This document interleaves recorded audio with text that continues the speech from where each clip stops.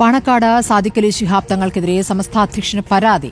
സംഘടനാവിരുദ്ധ പ്രവർത്തനം ആരോപിച്ചുകൊണ്ടാണ് പരാതി. സമസ്തയുടെ തീരുമാനങ്ങൾക്ക് വിരുദ്ധമായി പ്രവർത്തിക്കുന്നു, സിഐസി അധ്യക്ഷനായി തുടരുന്നുവെന്നും പരാതിയിലുണ്ട്. SKSSF നേതാക്കൾ ഒപ്പുവച്ചതാണ് പരാതി കത്ത്.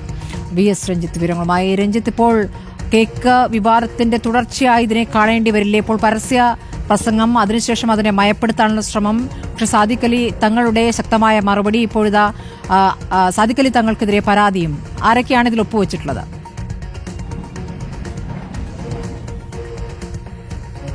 സ്മൃതി, ഈ സമസ്തയ്ക്കുള്ളിലുള്ള തർക്കത്തിന്റെ പ്രധാനപ്പെട്ട കാരണം പാണക്കാട് സാദിഖ് അലി ശിഹാബ് തങ്ങളാണെന്നുള്ളത് നേരത്തെ തന്നെ വ്യക്തമായതാണ്. സാദിഖ് അലി ശിഹാബ് തങ്ങൾക്കെതിരെ സമസ്തയിലെ ലീഗ് വിരുദ്ധരായ ആളുകൾ നിരന്തരമായി ഉന്നയിക്കുന്ന പരാതികൾ വെച്ചുകൊണ്ടുള്ള ഒരു കത്താണ് ഇപ്പോൾ അയച്ചിട്ടുള്ളത്.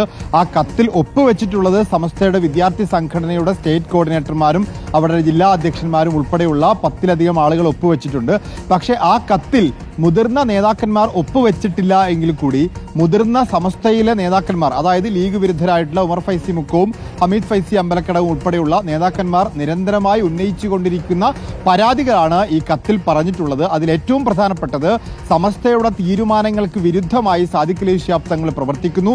അദ്ദേഹം SYSന്റെ, അതായത് സമസ്തയുടെ യുവജന സംഘടനയുടെ അധ്യക്ഷനായിരുന്നിട്ടും സമസ്തയുടെ തീരുമാനത്തെ അനുസരിക്കുന്നില്ല.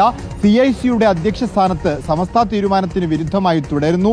ഖാളി സ്ഥാനം ഏറ്റെടുത്ത് സമസ്തയുടെ മഹല്ലുകളുടെ അധ്യക്ഷന്മാരെ പോലും കൂട്ടുപിടിച്ചുകൊണ്ട് സമസ്തയ്ക്ക് സമാന്തരമായിട്ടുള്ള മഹല്ല് സംവിധാനം ഉണ്ടാക്കുന്നു.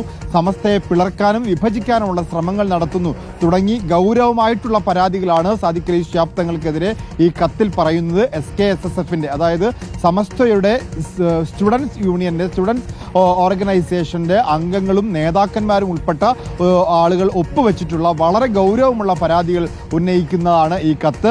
സ്വാഭാവികമായിട്ടും ഈ കത്തിൽ ഒപ്പുവെച്ചിട്ടില്ലാത്ത സമസ്തയിലെ ലീഗ് വിരുദ്ധർക്കും ഇതിൽ പങ്കുണ്ട് എന്നുള്ള കാര്യം 100% ഉറപ്പാണ്.